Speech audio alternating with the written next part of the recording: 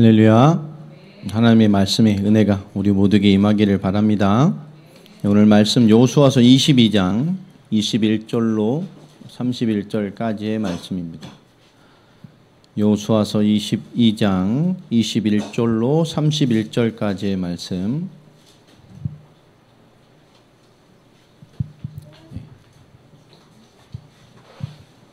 찾으신 줄 알고요. 우리 같이 한 절씩 교독하겠습니다. 루벤 자손과 갓 자손과 므낫세 반 지파가 이스라엘 천천의 수령들에게 대답하여 이르되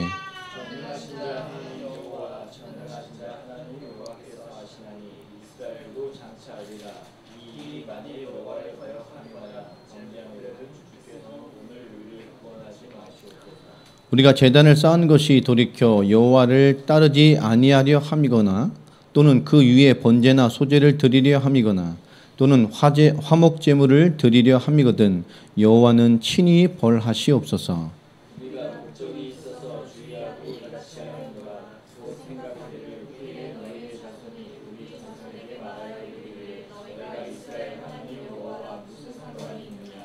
너희 루벤 자손 갓 자손아 여호와께서 우리와 너희 사이의 요단으로 경계를 삼으셨나니 너희는 여호와께 받은 분깃이 없느니라 하여 너희의 자손이 우리 자손에게 여호와 경외하기를 그치게 할까 하여 우리가 말하기를 우리가 이제 한 제단 쌓기를 준비하자 하였노니 이는 번제를 위함도 아니요 다른 제사를 위함도 아니라 우리가 여호와 앞에서 우리의 번제와 우리의 다른 제사와 우리의 화목제로 섬기는 것을 우리와 너희 사이와 우리 후대 사이의 증거가 되게 할 뿐으로서 너희 자손들이 후일에 우리 자손들에게 이르기를 너희는 여호와께 받을 분깃이 없다 하지 못하게 하려 함이라.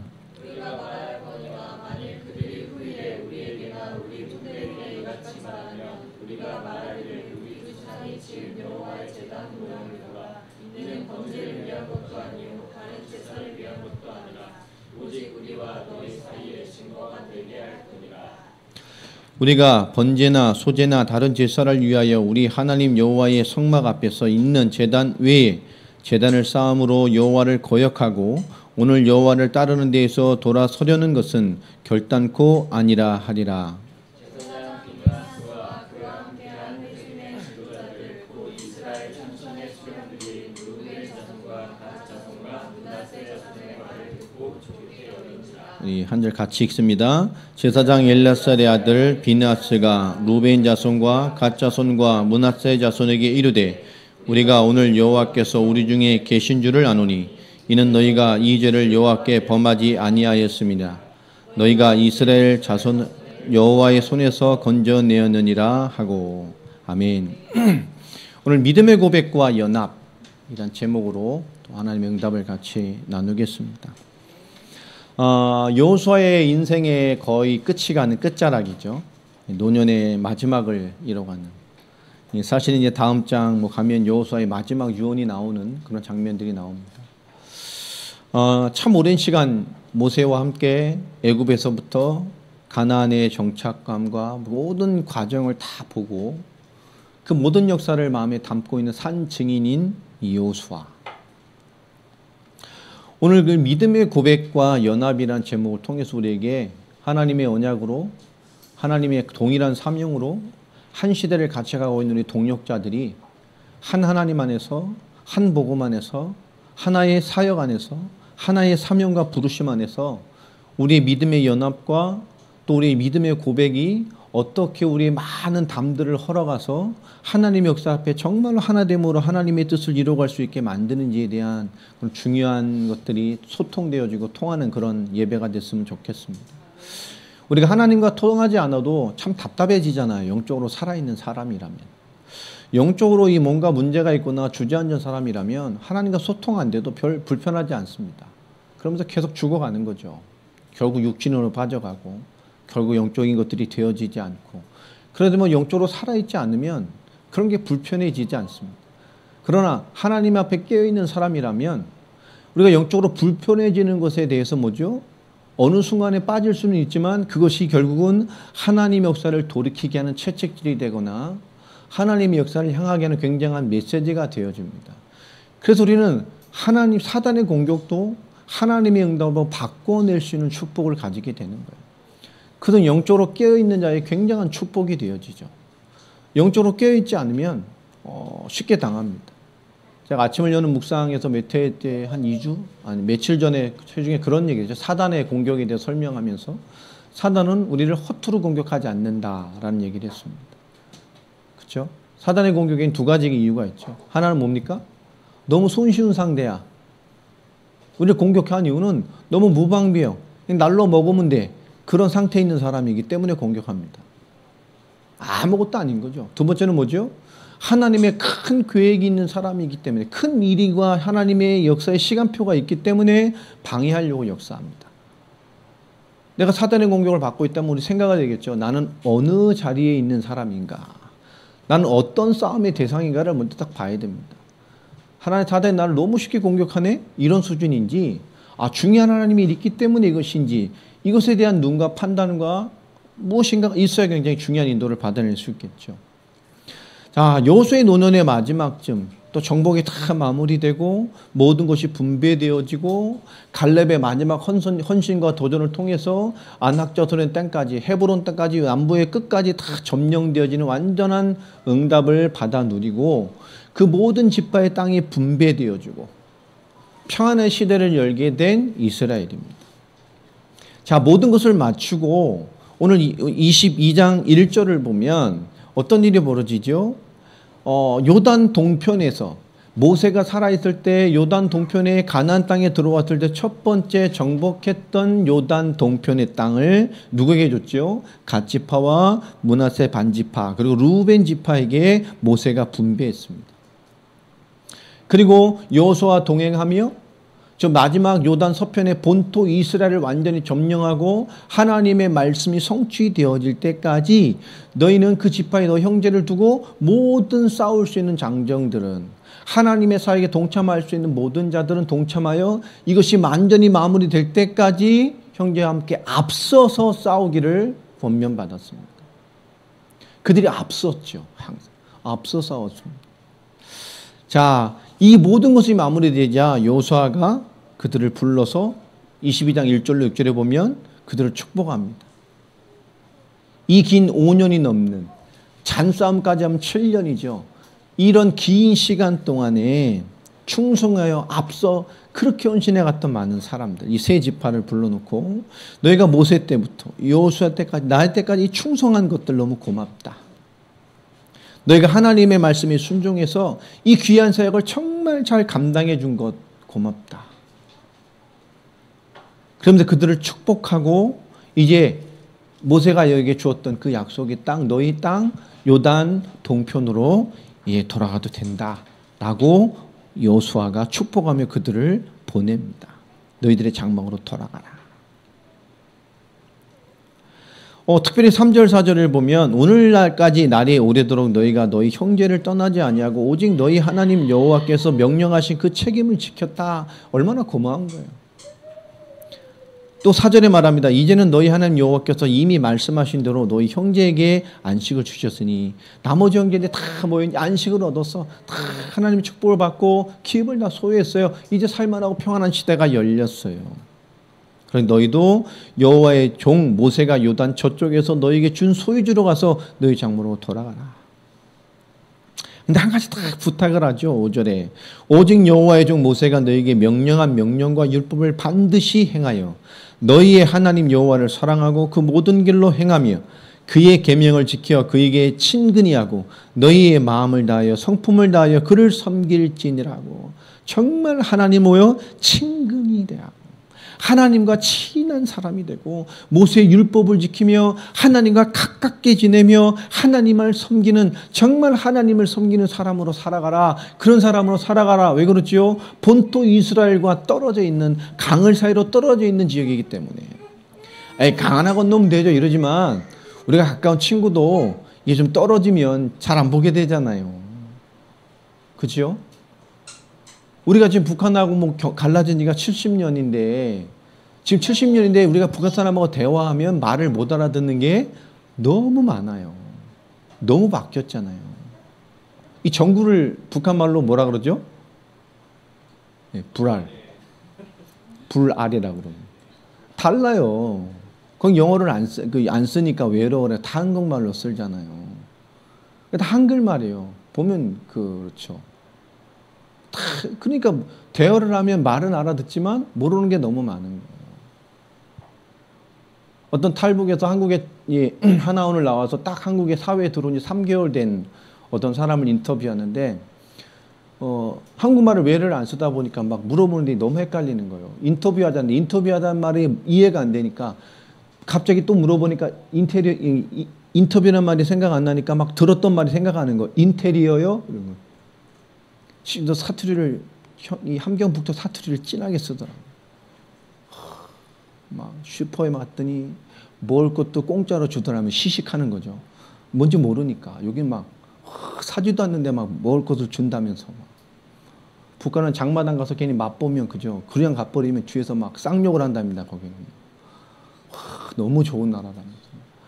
슈퍼에 갔더니 먹을 걸 막 공짜로 준답니다. 돌아다녀도 막 얼마나 먹을 게 많은지 막 맛보고 다녀도 꽤 되죠. 그러니까 이 코로나 전에 뭐 영상인가 봐요. 그러니까 인터뷰란 말이 기억 안 나니까 막 인테리어 막 들었던 말들을 너무 힘들어하는 거예요. 언어가 바뀌잖아요. 70년인데도 못 알아듣는 게 많다니까.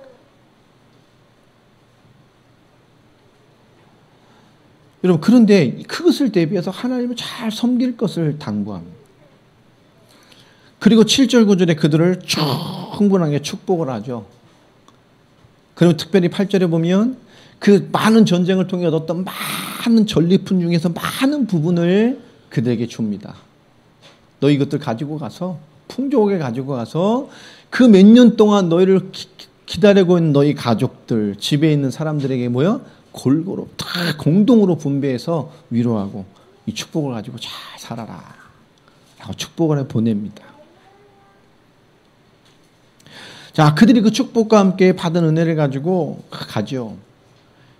자, 그들이 쫙 가면서 이제 마지막 가나안 땅에서의 요단 서편의 딱 강가에 닿았습니다. 그 강가 언덕에 딱 섰어요. 이것만 건너가면 이제 우리에게 주신 그 약속의 땅. 우리 가족들 수년간 떨어져 못 봤던 가족들을 보러 갑니다.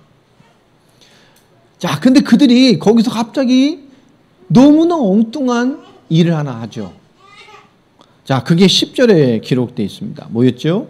루벤 자손과 갓 자손과 므낫세 반지파가 가나안 땅 요단 언덕가에 이르자 거기서 요단가에 제단을 쌓았는데 보기에 큰 제단이었다. 갑자기 이가 안 가고 이 많은 사람들이 제단을 쌓기 시작했어요.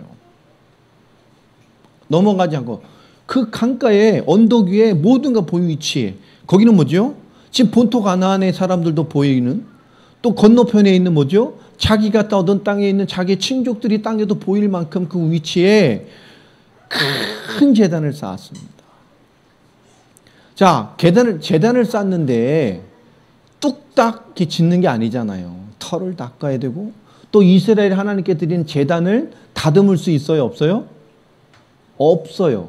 다듬지 않은 돌을 싸서 다듬은 것 같이 탁 쌓아 올리는 거예요. 그게 더 힘들죠. 견고하게 된단 말이에요. 자, 그 짓는 그 쌓는 것을 보게 된 겁니다. 자, 11절에 어떤 일이 벌어지죠? 이스라엘 자손이 들은즉 이르기를 루벤 자손과 갓집 자손과 므낫세 반지파가 가나안 땅 우리 땅이죠. 가나안 땅의 맨 앞쪽 요단 언덕과 이스라엘 자손에게 속한 쪽에 제단을 쌓았다 하는지라. 소문이 나눴어요. 쌓는 동안에. 12절에 더 기가 막힌 일이 벌어집니다. 이스라엘 자손이 이를 듣자 곧 이스라엘 자손의 온 회중이 실로에 모여서, 실로가 어디죠?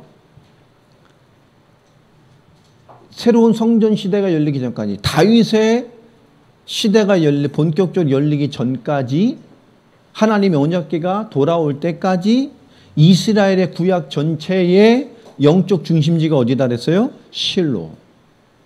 이때 정착했던 실로. 우리가 예루살렘으로 생각하는데 그렇지 않습니다. 그건 다윗 시대부터 얘기해요.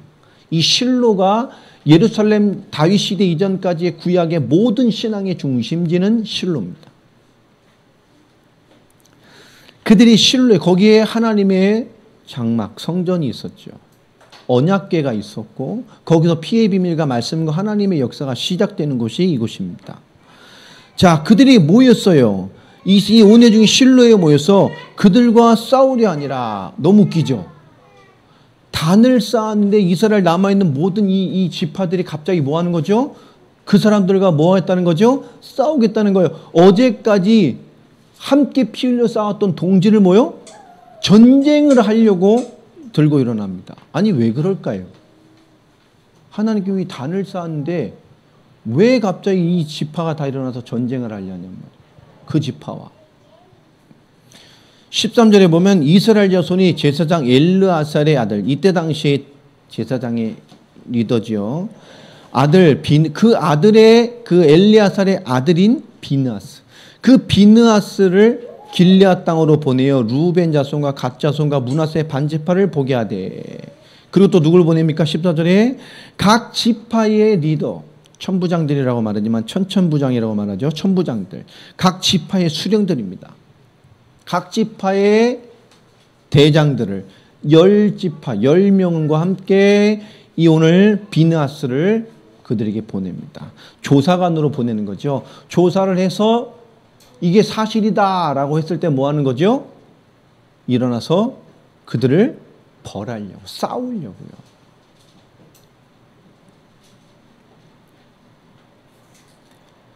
그들이 길르앗 땅에 이르러 루벤 자손과 갓 자손과 므낫세 반지파에게 나가 그들에게 말하 이르되 여호와의 온 회중이 말하기를 너희가 어찌하여 이스라엘 하나님께 범죄하여 오늘 여호와를 따르는 데서 돌아서서 너희를 위하여 제단을 쌓아 너희가 오늘 여호와께 거역하고자 하느냐. 결국 이들은 뭘 하는 거지요? 그들이 단을 쌓은 것이 우리와 함께하는 신앙을 뭐요? 버린 것으로 생각을 했어요. 그리고 하나님을 범죄한 것으로 여겼습니다. 왜 그들이 단을 쌓은 게 하나님께 범죄가 됩니까? 아니 하나님께 예배당 하나 더 지은 건데 할렐루야지. 나중에 좀 설명하겠습니다마는 신명기 12장 5절에 보면 하나님은 분명히 이 말씀해 놓으셨어요. 모세 율법에도 분명히 말씀했죠. 하나님의 신앙의 거룩성과 정통성을 지켜내고 변질을 막기 위해서 신명기 12장 5절에 보면 언약궤가 있는 성소 외에 다른 모든 제단을 우상 숭배로 규정한 것이 있습니다. 하나님을 뵈러 오면 그곳으로 와야 돼요. 하나님의 언약궤가 있는 곳에 하나님을 만나야 돼요. 그래서 하나님께서 내 있는 곳으로 모든 사람은 1년에 3번씩 반드시 내 앞에 나와야 할지니라. 하나님 앞에 나와서 만나야 돼요. 그들이 또 하나의 단을 쌓은 것을 뭐죠? 그들은 우상숭배, 하나님에 대한 배신, 이들이 돌아서자마자 강 좀 멀다고, 우리가 좀 멀리 떨어졌다고, 하나님을 배반하고 자기들을 위한 또 하나의 뭔가를 세웠다고 생각하는 아주 영적으로 너무나 예민한 반대적인 생각을 한 거예요. 어제까지 너무나 잘 알던 사람인데 그들의 신앙을 알 거 아니에요. 이것들이 돌아서자마자 이것들이 위에 갈라서서 단을 쌓아 하나님을 배반하는 우리 함께하는 예배, 우리 거룩한 예배를 파괴하고 자기들을 위한 뭔가를 만들었어. 그것도 넘어가지도 않고 그 경계 애매한 것에 우리 초입에다가 떡하니 어마어마하게 쌓았단 말이야. 이것들 왜 이렇게 민감하게 돼 있을까요? 어제까지 형제인데 왜 이렇게 예민하게 했을까요? 다 일어나 싸워. 전쟁이야 이건. 왜 이렇게 예민하게 했을까요? 오늘 그 이유가 설명됩니다. 오늘 17절에 보면 그들의 모습을 보고 네가 하나님 거역하고자 하는 것이냐. 그러면서 이 비느하스가 17절에 중요한 얘기를 몇 가지 예를 듭니다. 이것이 부활의 제약이다. 그리고 두 번째는 오늘 20절에 보면 뭐라고 나오죠? 아간이 지었던 죄. 이들의 모습을 보고 두 가지의 예를 듭니다. 부활의 제약이다. 이거는 하나님을 배반하는. 그리고 뭐죠? 세라의 아들 아간은 잘 알죠? 가나안 땅 들어오자마자 그죠? 조금 이마에 포켓했다가 그죠? 한 가문이 사라져버린 엄청난 하나님의 말씀을 파괴한 진노를 그 진노의 사건 이후에 하나님 뭐였어요? 전리품을 갖도록 허락하셨죠. 왜요? 이스라엘이 그것마저 또 죄를 질까 봐 그것까지 풀어주세요. 이게 하나님이 우리에 대한 대면하시는 겁니다. 언약을 성취하기 위해서. 근데 여러분 부활의 제약을 뭔지 아세요? 예? 부활의 제약. 오늘 부활의 제약이라는 것이 뭐죠? 오늘 말씀에 보면 이 부활의 제약이라는 것은 10절에 나오죠. 비느하스. 쉽게 말하면 모세의 형제이고 이스라엘 첫 번째 영적인 지도자였던 아론의 뭡니까? 손자죠. 그 아론의 아들이 엘르아살입니다. 그 엘르아살의 아들이 오늘 나왔던 이것을 주도했던 지도자로 갔던 비느하스인데 이가 첫 번째 든 것이 바알 부월 사건이에요. 이게 부월의 죄악이라는 말은 성경적으로 정확히 얘기를 하면 바알 부월 사건입니다. 그러니까 바알 부월, 그러니까 딱 우리 느낌이 오죠. 뭔지 몰라도 뭐와 관련돼 있어요? 바알. 민수기 25장에 기록이 되어져 있습니다. 이 광야의 이스라엘 시절에 이스라엘이 시딤이라는 땅에 머물 때에 그 땅에서 이스라엘의 역사는 하나님의 역사를 볼 때 이방인에 대한 문제가 생기죠. 모압의 신이 뭡니까? 바알이잖아요. 그 모압과 같이 비슷한 동네가 미디안 여인들, 미디안족들. 이 모압의 신이 바알인데 이 모압과 미디안 여인들에게 이스라엘 총각들이 남자들이 유혹을 받잖아요. 맨날 그렇게 율법에 있는 이 퍽퍽한 이스라엘 사람 보다가 갑자기 화장하고 막 음란하고 막 끼부리고 막 이러는 이방 여자를 보니까 그냥 너무 이쁜 거예요. 그래서 이 이방 여자들의 유혹을 받아서 어떻게 하죠? 그들과 엄청난 성적인 타락과 그들의 문화를 수반하는 영적인 타락이 동반되어져. 너무 이쁘니까 틀어주게 되는 거예요. 그래서 이스라엘 백성들이 어떻게 되죠? 우리 속에는 바알을 숭배하게 되는 범죄가 시작됐을 뿐만 아니라 일부는 뭡니까? 어떤 사람은 이스라엘 진, 하나님의 축복의 진 안에 그 우상 숭배를 들을 뿐만 아니라 이 우상 숭배의 여인을 데리고 들어와서 거룩한 하나님의 진 안에서 이 정말 난잡한 일들이 벌어졌어요. 하나님이 너무 진노하셔서 그들의 영적인 타락, 성적인 타락을 어떻게 진노하셨습니까? 엄청난 연병, 전염병을 하나님 내리치셨죠, 죄로. 얼마나 죽어나갑니까? 24,000명 이상이 죽어나가 버렸어요. 그때 엄청난 쟁을 바라보면서 위기감을 느껴서 이것을 수습하려고 이 죄의 근본이 뭐냐라고 파악해서 이것 때문이구나라는 것을 딱 캐치한 사람이 있었어요. 그게 누구였냐? 그게 오늘 출동했던 비느하스입니다. 아주 젊었을 때였겠죠. 오래전이니까. 이 비느하스가 이스라엘 지난해까지 들어와 있던 미디안 여인들을 데려와서 이스라엘을 오염시켰던 그 출발이 됐던 시물이라는 이스라엘 사람과 그가 지난까지 끌고 들어왔던 여인 고스비라는 여자를 감으로 완전히 처단해버립니다. 그 죄를 처단해버리고 그들을 끊어내자 완전 죽여버린 거죠. 끊어내자 그때 하나님이 보냈던 전염병의 재앙이 그쳐버려요. 이 비느하스는 이것에 대한 경험이 있어요. 그러니까 뭔가 이 사람이 딱 뭔가 보니까 바로 뭐가 나타나는 거죠? 과거에 우리 일어난 뭐가 발동. 이것들이 저것들이 저런 짓을 또 신앙을 벗어나면 누가 당할까 봐요? 이스라엘 백성들이 또 당합니다. 무언가 일어나는 일을 바라보고 그것이 하나님의 계획이나 하나님의 뜻과 그 이전에 자기의 경험으로 비춰봤던 부정적이거나 반대적이거나 율법적이거나 어둠의 방향으로 가는 방향으로 생각과 마음과 판단이 먼저 발동해 버렸습니다. 두 번째로 예를 든 것이 세라의 아들 아간, 너무나 잘 아는 거니까요. 여호수아서 7장에 있는 자기의 탐욕으로 말미암아 하나님의 말씀을 어겨버렸습니다. 그리고 마땅히 해결될 우상, 사망의 것을 하나님의 생명 안으로 끌고 들어온 그 한 사람으로 말미암아 그 모든 가문이 멸족지화를 당한 악월 골짜기라는 그 슬픔의 골짜기에 지명이 생겨나게 만들었던 출발이 되는 이들이 전체로 집단으로 매장당한 곳이 악월 골짜기. 너무나 슬프잖아요. 그 한 사람의 번뇌로 우리 함께하는 그 한 가문이 다 없어졌어요. 그 가문에 친척 가문도 있을 거 아니에요. 자기를 손으로 돌로 타쳐 죽여야 됐다니까. 슬픔의 골짜기, 애통의 골짜기라고. 그래서 그 죽음의 돌무덤 한 가문이 엎었으니 얼마나 컸겠어요. 그 골짜기를. 그게 아골골적이라는 그런 한 사람이 실수로 끝나지 않았다. 그가 똑같이 말하죠. 20절 맨 끝 하반절에 보면 그 아간 그의 죄악으로 멸망한 자가 그 한 사람만이 아니었느니라 하니라. 우리는 무언가 대면할 때 하나님 역사 앞에 응답받고 뭔가 출발할 때 우리가 하나님 앞에 뭔가 나타나는 현상들을 바라보고 여러분의 생각과 사고와 이성이 어떻게 먼저 발휘됩니까? 개인의 상태나 부정적인 견해나 오해나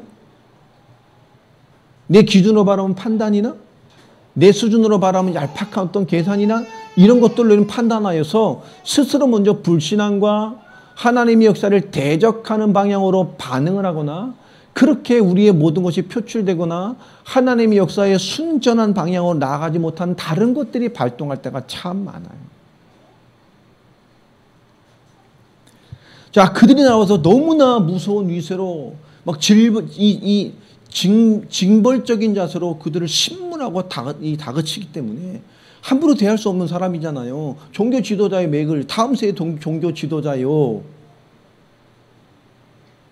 뿐만 아니라 각 지파의 수장 리더들이 10명이나 같이 와서 그들 지금 뭔가 재편하고 수사를 하고 있는 거예요. 그때 이 세 지파가 설명하는 답변이 읽었던 본문입니다. 루벤 자손과 갓 자손과 므낫세 반지파가 이스라엘 천촌의 수령들에게 대답하여 이르되 그들의 대답이 뭐였을까요? 22절부터 23절까지 보면 그들은 변론합니다. 우린 하나님 배반하려고 하신 것이 아니다. 그것을 하나님도 아신다. 그리고 우리가 하는 이것은 하나님 알 뿐만 아니라 훗날 이스라엘 너희 전체도 이것이 죄가 아니라는 것을 하나님이 아시듯이 너희도 알게 될 것이다. 꺼리낌이 없다는 거죠. 여호와를 거역함이거나 이 일이 또 범죄함이거든 주께서 오늘 우리를 구원하지 마소서. 그죠? 구원이 끝나던데 우리는 결백하다 그 말이에요. 하나님과 사람 앞에 부끄러움이 없다. 그 말합니다. 우리가 제단을 쌓은 것이 돌이켜 여호와를 따르지 아니하려 함이거나 그 위에 번제나 소제를 드리거나 화목제물 드리려 하는 것이 아니다.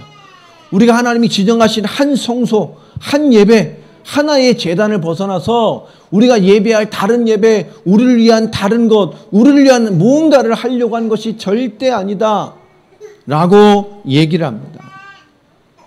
그러면 여호와는 뭐예요? 친히 우리를 벌해 주십시오.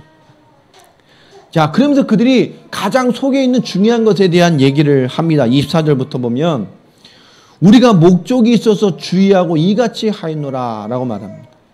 그러면서 24절부터 27절까지 보면 그들이 단을 쌓은 가장 핵심의 내용이 뭐였죠? 자기들만을 위한 것이 아니었어요. 또 우리가 정말 이 땅을 넘어가면 이 강을 넘어가면 끝인데 가기 전에 멈춰서도 이 중요한 위치에서 왜 이것을 쌓았겠단 말이에요. 우리만을 위한 게 아니에요. 후일에 너희의 자손이 우리 자손에게 말하여 이르기를 너희가 이스라엘 하나님 여호와 무슨 상관이 있느냐. 이 함께 했던 동지를 떠나서 시간이 지난 후에 이 강건답의 본토 이스라엘이 우리를 바라보고 쟤들은 뭐 우리랑 뭔 상관이 있어. 아니 저 편에 다른 민족이지 뭔 상관이 있어. 또 25절 말합니다.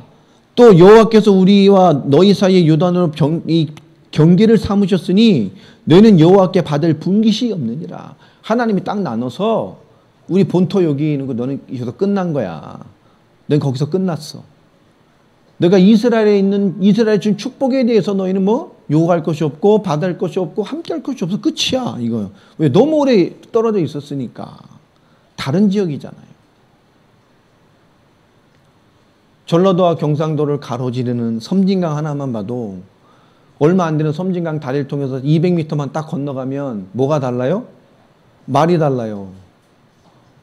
화기정 뒷끝까지는 전라도 사투리를 구수하게 쓰는데 다리 하나 딱 건너가면 뭐가 바뀌어요? 경상도 사투리를 써요. 다리 하나 사이로. 200m를 딱 건너가면 끝이라니. 말이 달라요.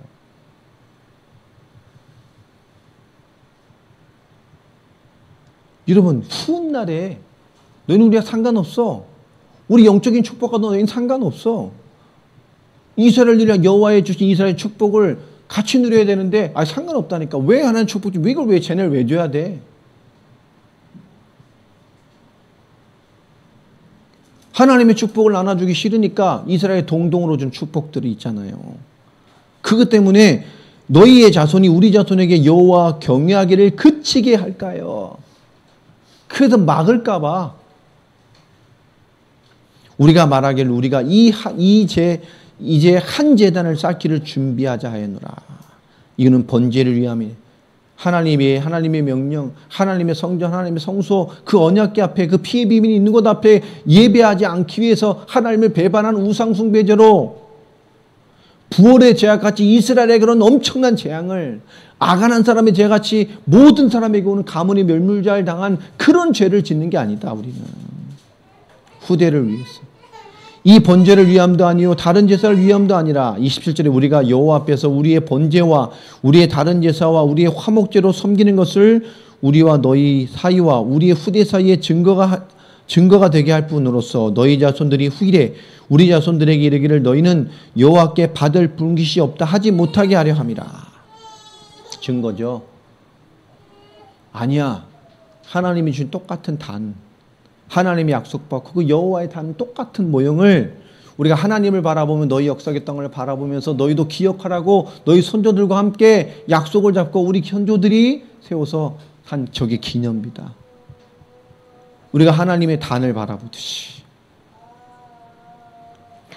우리가 말하였거니와 만일 그들이 후일에 우리에게나 우리 후대에게 이같이 말하면 우리가 말하기를 우리 조상이 지은 여호와의 제단 모형을 보라. 이는 번제를 위한 것도 아니요 다른 제사를 위한 것도 아니라 오직 우리와 너희 사이의 증거만 되게 할 뿐이다. 그죠? 우리의 동일한 신앙의 고백이다. 그 말이에요. 너희와 동일한 신앙이다 라는 것을 후대가 기억하고 같이 보도록.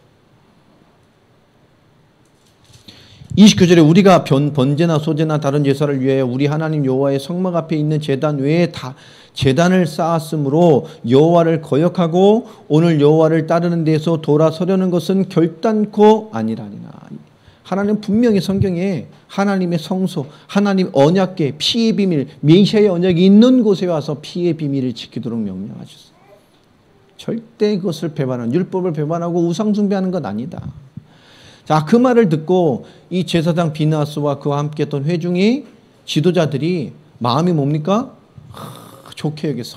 그렇구나. 우리가 생각이 짧았네. 그래서 그들은 뭐죠? 너희가 하나님 앞에 죄를 범한 것이 아니다 이거는. 그러면서 무슨 말을 합니까? 이스라엘 자손의 여호와의 손에서 건져내었느니라. 언제 이 사람들이 뭐 재앙에 빠졌어요? 건져냈느니라. 하나님의 진노로 죽을 자들이었습니까? 자기가 건져내줬어요? 와서 막 이렇게 해서. 그리고 이스라엘에 돌아와서 그 진에 돌아와서 이스라엘 백성들에게 이 사실을 얘기합니다. 34절에 보면 이 33절에 보면 그 얘기를 듣고 이스라엘 자들이 다 즐거워했어요. 그랬구나. 걔들이 그랬구나. 그런 뜻이 있었구나. 하나님을 찬송하고 그 세 지파를 위해서 뭐요? 싸우자 하자는 말을 다시는 하지 않았더라라고 써 있습니다. 루벤 자손과 갓 자손이 그 제단을 에시라 불렀으니 이는 우리 사이에 이 제단은 여호와께서 하나님이 되시는 증거라 함이더라. 이게 뭐라고요? 이 증거가 뭐요? 동일하게 여호와께서 뭐요? 너희 하나님이시다. 동일한 우리 하나님이시다. 그 말이에요.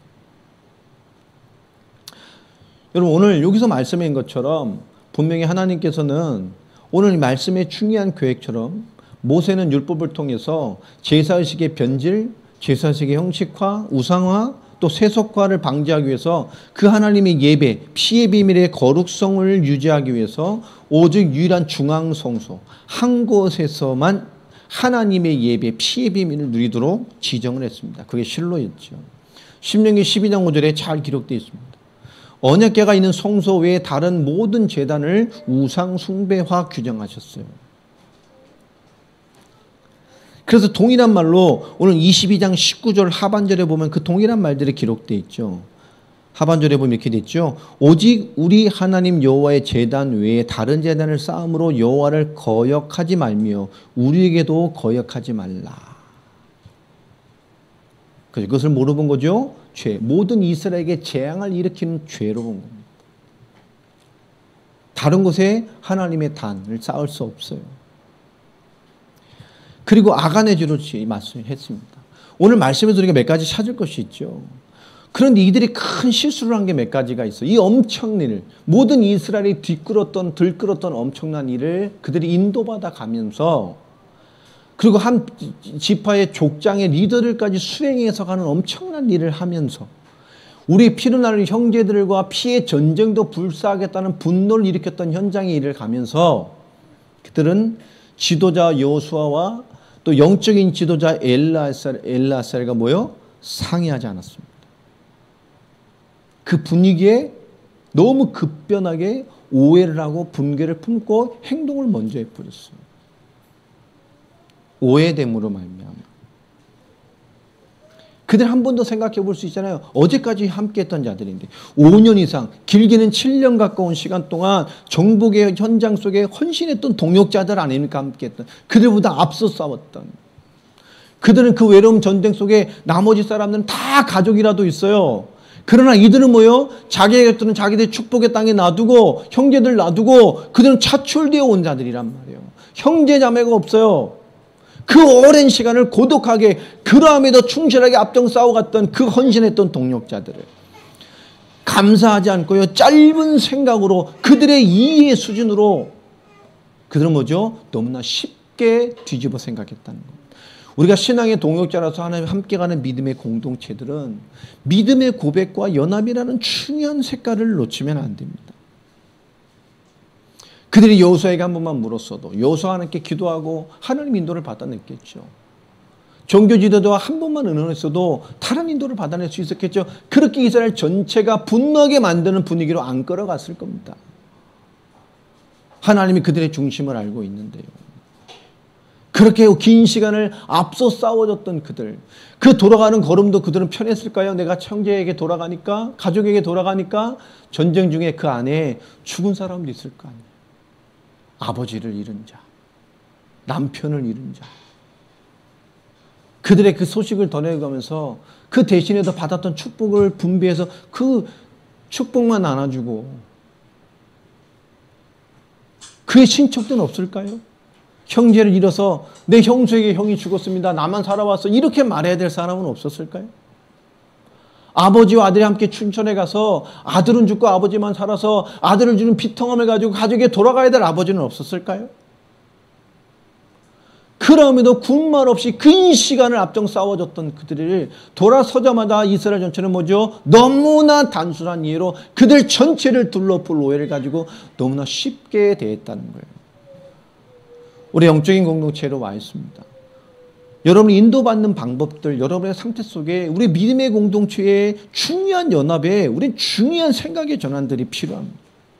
너무나 쉽게 정죄하고 너무 쉽게 낙심하고 너무나 쉽게 판단하고 너무나 쉽게 자기 감정 속에 담고 너무나 쉽게 자기 이성 속에 그 수준 속에 담고 하나님의 인도를 거부하고 하나님과 영적인 지도자 그 말씀 앞에 묻지도 않고 자기의 수준대로 앞장서서 분위기를 만들고 사람을 수집해서 그 현장에 들어가서 내 방법대로 한번 해보려고요.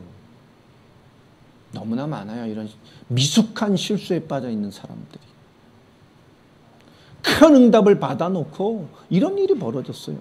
믿음의 공동체의 분열의 역사. 지도자 여호수아, 영적 지도자 엘리야살에게 상의조차 안 하고요. 그렇게 5년 넘게 7년 가까이 헌신했던 그들을 그렇게 쉽게 판단하고 모든 사람의 분위기를 조장해서 단 한 번에 이렇게 바꿔버린 거예요. 우리의 신앙과 삶을 살아가는 중에 이런 오해와 자기 갈등 속에 빠질 수 있습니다. 왜 그렇지요? 자기의 부정적인 판단에 사람들은 쉽게 빠지기 때문에 그래요. 그러면 뭐지요? 큰 것을 보지 못하게 됩니다. 날 보고 생긋생긋 웃어주니 고맙네. 썩소를 날리고 있어요.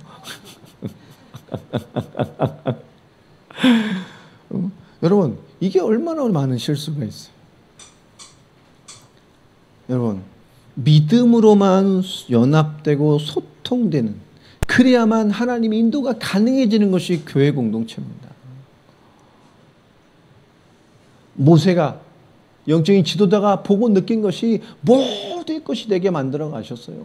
하나님의 말씀을 받은 자와 나누는 자가 동일한 역사를 속에 살게 하나님 만들어 주셨습니다. 여러분, 믿음으로만 연합이 가능하고 믿음으로만 소통이 가능해요. 그래야 우리 믿음의 인도가 가능합니다. 그래서 우리의 믿음의 고백이 중요한 거예요.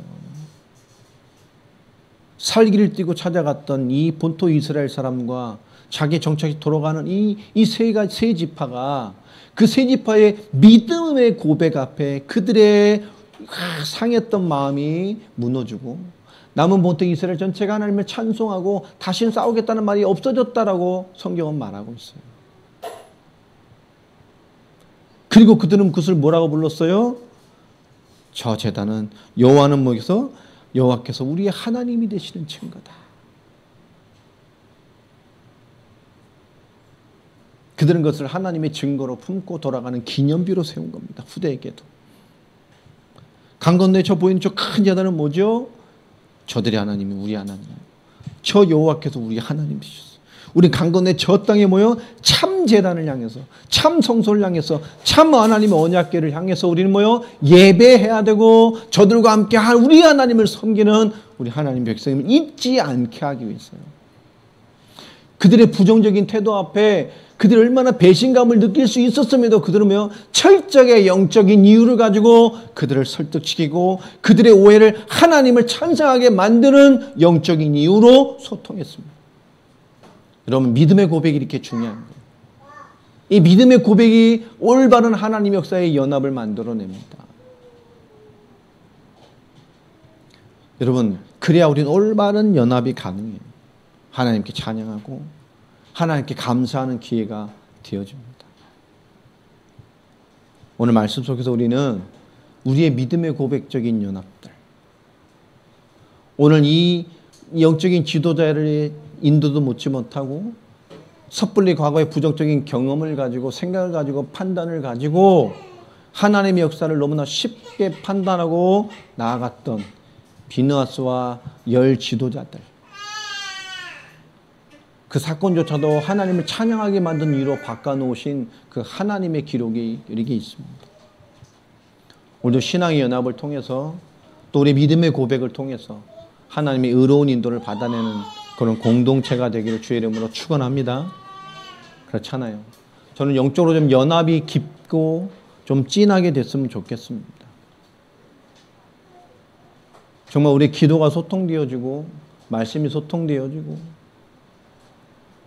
하나님과 우리의 중심과 기도와 우리의 말씀의 인도와 삶의 내용들이 나뉘어지고 우리 믿음의 고백과 이 믿음의 고백을 통한 연합들이 결국 우리를 끊임없이 하나 되게 하나님의 뜻 가운데 가게 만드는 힘이 됩니다. 각자 자기 수준 생각하면 이런 사단이 나는 거예요. 모든 현장 앞에 자기 수준 생각하고 하나님 앞에 답을 내버리는 이런 어처구니 없는 일들이 벌어지는 거예요. 공동체의 믿음의 연합이 되겠습니까? 인도를 받아내지 못해요. 이 어마어마한 일을 지도자 앞에 상의 하나 안 하고 이끌어가서 자기 분들 잘못 판단했으면 한판 붙을 겁니까? 그 수만 명의 동족들을 또 학살할 겁니까? 그것이 불신앙인가요? 뭐 내 마음에 안 맞습니까? 이런 일들이 벌어진단 말이에요. 우린 믿음의 고백이, 그 고백의 연합이 있어야 돼요. 믿음의 공동체 속에 내가 믿음의 연합을 하지 못하고 그 믿음의 소리 앞에 믿음의 화답을 하지 못하고 산다는 건 너무나 많이 쉽게 병들어 있는 겁니다. 일어나야 돼요.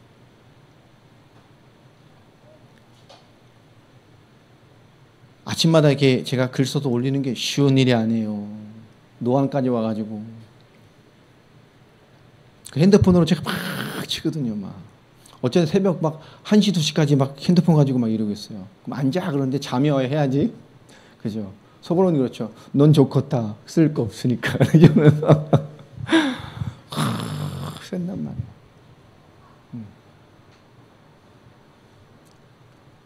또 이 말씀도 그런 때가 있어. 오늘 말씀이 확 잡히면 쭉 써내 가잖아요.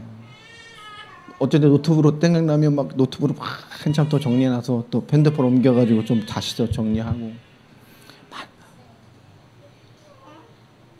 우리가 성경을 보고 말씀을 나누고 주일의 말씀을 나누고 다 마찬가지입니다. 여러분, 우리 믿음의 고백과 그 고백을 나누는 믿음의 연합이 결국 하나님의 뜻을 이루어가는 에너지가 됩니다. 절대 신앙생활은 혼자 할 수 없어요. 신앙생활에는 우리 불신자 말대로 독고다이가 없어요. 절대 지존이 없습니다. 하나님이 그렇게 해놓지 않았어요. 교회는 그래서 지체라고 말했죠. 모든 지체, 누구는 눈이요, 누구는 코요, 누구는 입이요. 그죠? 먹을 것은 눈이 먼저 봤는데, 와, 무슨 음식이지? 음식의 내용이나 이런 거 누가 확인하죠? 코가 확인을 했는데, 제일 마지막 결론이 쳐드시는 건 누가 먹어? 입만 드시잖아. 내가 봤는데, 야, 내가 그거 냄새 다 황홀하게 만들어줬는데, 왜 너만 처먹냐? 너무 열이 받아가지고 눈이 기도를 했잖아요. 그죠? 하나님 나도 먹게 해주세요. 저 입같이. 여러분, 눈, 코, 입이 다 입이 되면 어떻게 되겠어요? 어떻게 보고 다닐 거예요? 냄새는 어떻게 맡을 것이고? 안 되게 돼 있어요. 그 모든 것의 다름과 그 모든 것의 응답이 결국 우리 모든 지체를 이뤄가는 거예요. 손의 역할, 손가락의 역할, 발의 역할, 다요. 우리 역할 중에, 몸인 역할 중에 정말 저도 무슨 역할을 하는지 모르는 것이 사람 몸에 하나 붙어 있죠. 그 뭡니까? 배꼽입니다.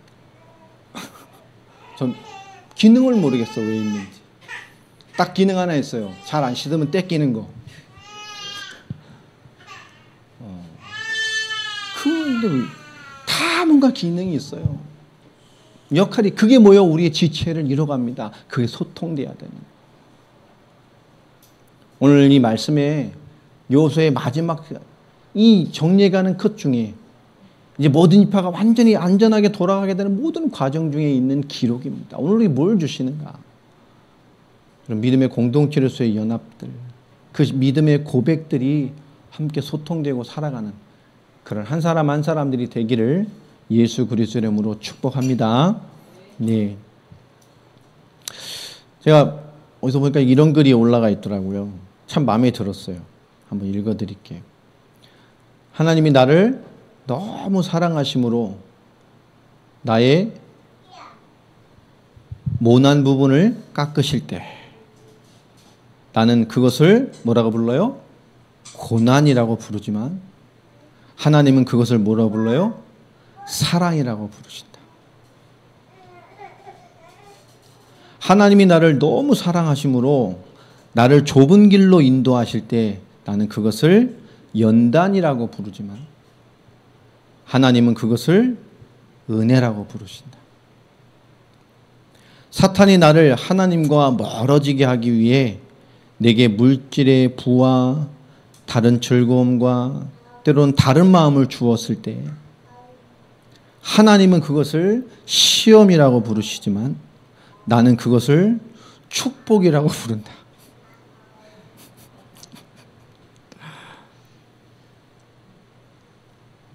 세상의 기준과 세상의 시선으로 하나님의 일들을 바라보기에 하나님의 뜻을 알지 못한 채로 그렇게 그의 뜻과 계획을 오해하며 살았습니다.